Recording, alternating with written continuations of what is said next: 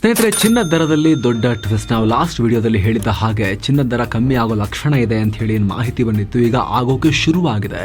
ಇಷ್ಟು ದಿನ ಏರ್ತಾ ಇದ್ದ ಚಿನ್ನ ಈಗ ದಿಢೀರ್ ಕುಸ್ತಿದೆ. ದೀಪಾವಳಿ ಹೊತ್ತಿಗೆ 24 ಕ್ಯಾರೆಟ್ 10 ಗ್ರಾಮ್ ಚಿನ್ನದ ಬೆಲೆ 1,33,000 ರೂಪಾಯಿ ತಲುಪಿತ್ತು.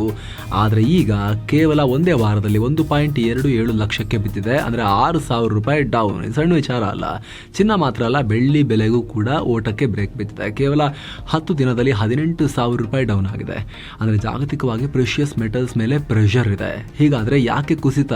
ಒಂದೇ ಕಾರಣ ಅಲ್ಲ ಸ್ನೇಹಿತರೆ. ಮೊದಲು ಟ್ರಂಪ್ ಈಗ ಸ್ವಲ್ಪ ಸೈಲೆಂಟ್ ಆಗಿದ್ದಾರೆ.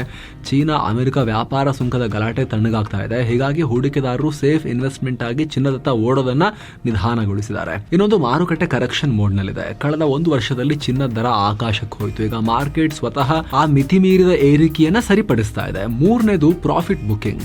ಕಳೆದ 2 ವರ್ಷದಲ್ಲಿ ಚಿನ್ನದಲ್ಲಿ ಹೂಡಿಕೆ ಮಾಡಿದ್ದ ದೊಡ್ಡ ದೊಡ್ಡ ಇನ್ವೆಸ್ಟರ್ಸ್ ಈಗ ತುಂಬಾ ಮೇಲಕ್ಕೆ ಬಂದ್ಬಿಟ್ಟಿದೆ, ಇನ್ನು ಮೇಲಕ್ಕೆ ಹೋಗೋದು ಕಷ್ಟ, ಇನ್ನು ಹೋದ್ರೆ ಕೆಳಗೆ ಹೋಗುತ್ತೇನೋ, ಮಾರ್ಬಿಡೋಣ, ಸ್ವಲ್ಪ ಲಾಭವನ್ನ ಬುಕ್ ಮಾಡ್ಕೊಳ್ಳೋಣ ಅಂತ ಹೇಳಿ ಪ್ರಾಫಿಟ್ ಬುಕಿಂಗ್ ಮಾಡ್ತಿರೋದ್ರಿಂದಲೂ ಕೂಡ ಡಿಮಾಂಡ್ ಡೌನ್ ಆಗಿ ಸಪ್ಲೈ ಜಾಸ್ತಿಯಾಗಿ ರೇಟ್ ಡೌನ್ ಆಗಿದೆ.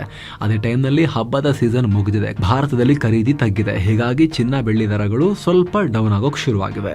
ಜಗತ್ತಲ್ಲಿ ಮುಂದೆ ದೊಡ್ಡ ಯುದ್ಧ ಯಾವುದು ಶುರುವಾಗಿಲ್ಲ ಅಂದ್ರೆ, ಈಗಿರೋ ಯುದ್ಧಗಳು ಕೂಡ ಶಮನ ಆಗಿ ಜಗತ್ತು ಶಾಂತಿಯಿಂದ ಇರೋಕೆ ಶುರು ಮಾಡಿದ್ರೆ, ಟ್ರಂಪ್ ಟ್ಯಾರಿಫ್ ಹುಚ್ಚಾಟ ಕಮ್ಮಿ ಆಯಿತು ಅಂತ ಹೇಳಿದ್ರೆ ಡೆಫಿನೆಟ್ಲಿ ಮುಂದಿನ ದಿನಗಳಲ್ಲಿ ಚಿನ್ನ ಇನ್ನಷ್ಟು ಡೌನ್ ಆಗ್ತಾ ಹೋಗೋ ಲಕ್ಷಣಗಳಿರುತ್ತೆ.